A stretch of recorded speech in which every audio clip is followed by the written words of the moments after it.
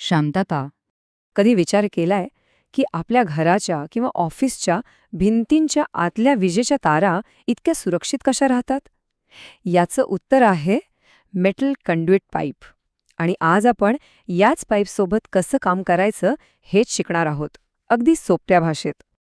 अच्छा, आता हे टेक्निकल डायग्रॅम बघून कदाचित थोडं कॉम्प्लिकेटेड वाटू शकतं, पण काळजी करू नका. ह्या सगळ्याच्या मागे एक इंटरेस्टिंग गोष्ट आहे. ती म्हणजे एका साध्या सरळ पाईपला आपल्या इलेक्ट्रिकल सिस्टमसाठी हवा तसा आकार देण्याची प्रोसेस. चला तर मग एक नजर टाकूया की आज आपण काय काय बघणार आहोत. सगळ्यात आधी मेटल कंड्यूट म्हणजे नेमकं काय हे समजून घेऊ. मग थेट कामाला लागूया, म्हणजे पाईप कसा कापायचा, कसा वाकवायचा, त्यानंतर त्याला जोडणाऱ्या फिटिंग्सची माहिती घेऊ आणि सगळ्यात महत्त्वाचं, हे सगळं काम सेफली कसं करायचं हे सुद्धा पाहू. ठीक आहे, मग सुरुवात करूया एकदम बेसिकपासून. मेटल कंड्युइट म्हणजे नक्की काय? सोप्या भाषेत सांगायचं झालं ना, तर हे विजेच्या तारांसाठी एक प्रकारचं कवच आहे. पण ते इतकं महत्त्वाचं का आहे? चला बघूयात. तर कंड्युइट म्हणजे तारांसाठी एक संरक्षक नळी, जी तारांचं कोणत्याही नुकसानीपासून संरक्षण करते. याचे अनेक प्रकार आहेत हो, पण आज आपण फक्त मजबूत आणि टिकाऊ अशा मेटल कंड्युइटवरच फोकस करणार आहोत. बरं, थिअरी खूप झाली, आता थोडं प्रॅक्टिकल होऊया. कोणत्याही प्रोफेशनल कामाची सुरुवात होते योग्य तयारीने, आणि आपल्यासाठी ती सुरुवात होते एका परफेक्ट क्लीन कटने. आणि या कामासाठी आपलं मेन टूल आहे पाईप कटर. अर्थात हे काम हॅक्सॉने सुद्धा करता येतं, पण पाईप कटरचा फायदा काय? तर तो प्रत्येक वेळी एकदम सरळ आणि क्लीन कट देतो, आणि हाच सरळ कट पुढच्या सगळ्या स्टेप सोप्या करतो. ही प्रोसेस आहे ना, ती करायला खूप मजा येते. बघा, आधी पाईपला व्हॉईसमध्ये एकदम घट्ट पकडायचं, म्हणजे तो बिलकुल हलणार नाही. मग मार्किंगवर कटर ठेवून त्याला थोडं घट्ट करायचं आणि गोल फिरवायचं. परत घट्ट करा, फिरवा, घट्ट करा, फिरवा. हा रिदम कायम ठेवला की काही वेळातच एकदम परफेक्ट कट मिळतो. ओके, आता ही एक स्टेप अशी आहे जी अजिबात स्किप करायची नाही. डीब्रिंग. होतं काय की पाईप कापल्यावर त्याच्या आतल्या बाजूला एक धारदार कड तयार होते, आणि जर याच धारदार कडेवरून तारा ओढल्या तर त्यांचं इन्सुलेशन फाटू शकतं, जे खूप धोकादायक आहे. डीब्रिंगमुळे हीच कड गुळगुळीत होते आणि तारांसाठी एक सेफ मार्ग तयार होतो. ते लक्षात काय ठेवायचंय? डीबरिंग ही जरी छोटीशी प्रोसेस वाटत असली तरी कामाची सुरक्षितता आणि क्वालिटीसाठी ती खूप खूप जास्त आवश्यक आहे, त्यामुळे ही स्टेप कधीच विसरायची नाही. चला, आपले पाईप कापून ना आणि तयार आहेत. आता येतोय सगळ्यात इंटरेस्टिंग पार्ट, त्यांना वाकवणं. कारण विजेच्या तारा कधीच सरळ रेषेत जात नाहीत, बरोबर? त्यांना कोपऱ्यांभोवती, बीमच्या वरून आणि इतर अडथळ्यांमधून जावं लागतं. आणि इथेच तुमचं बेंडिंगचं स्किल कामी येतं. बेंडिंगसाठी सर्वात सोपं पण तितकंच इफेक्टिव्ह टूल म्हणजे लाकडी बेंडिंग ब्लॉक. सहसा याला व्हॉईसमध्ये पकडून याचा वापर करून पाईपला न मोडता किंवा चपटा न होऊ देता हळूवारपणे वाकवता येतं. आणि ही एक साधीशी टीप आहे, पण यावरून कळतं की छोट्या छोट्या गोष्टींकडे लक्ष देणं किती महत्त्वाचं आहे. ब्लॉक स्वच्छ असला की पाईपवर ओरखडे येत नाहीत आणि काम अधिक प्रोफेशनल दिसतं.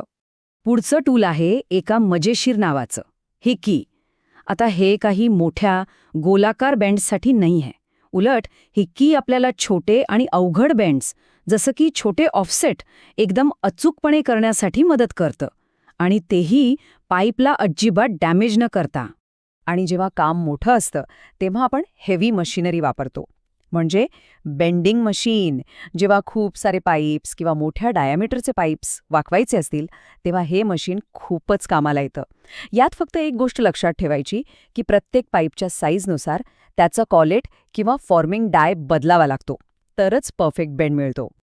इथे बघा, 2 कॉमन सिच्युएशन्स दिसतायत. एका बाजूला भिंतीतला बीमसारखा एखादा अडथळा पार करण्यासाठी एक साधा बेंड वापरलाय, तर दुसऱ्या बाजूला आहे ऑफसेट बेंड. हा कधी वापरतात? जेव्हा पाईपचा मार्ग जंक्शन बॉक्स किंवा दुसऱ्या फिटिंगशी जुळवण्यासाठी थोडासा बाजूला घ्यायचा असतो. वा, तर आपले पाईप्स आता कापून वाकून अगदी हव्या त्या आकारात तयार आहेत. पण हे सुटे तुकडे एकट्याने काहीच कामाचे नाहीत. आता वेळ आहे या सगळ्याला एकत्र जोडण्याची, जसे एखादं पझल जोडतो तसं. आणि त्यासाठी आपल्याला लागतील फिक्स्चर आणि ॲक्सेसरीज.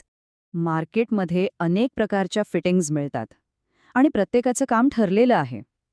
उदाहरणार्थ इन्स्पेक्शन एल्बो. याला एक काढता येण्याजोगं झाकण असतं, त्यामुळे अवघड वळणांवरून तारा ओढणं सोपं जातं. आणि टी तर नावाप्रमाणेच पाईपचा मार्ग 2 वेगवेगळ्या दिशांना विभागण्यासाठी वापरतात. आणि हो, आउटलेट बॉक्सेस यांना कसं विसरता येईल? इथेच तर सगळी ॲक्शन होते. म्हणजे तुमची स्विचेस, सॉकेट्स किंवा दिवे हे सगळं इथे जोडलं जातं.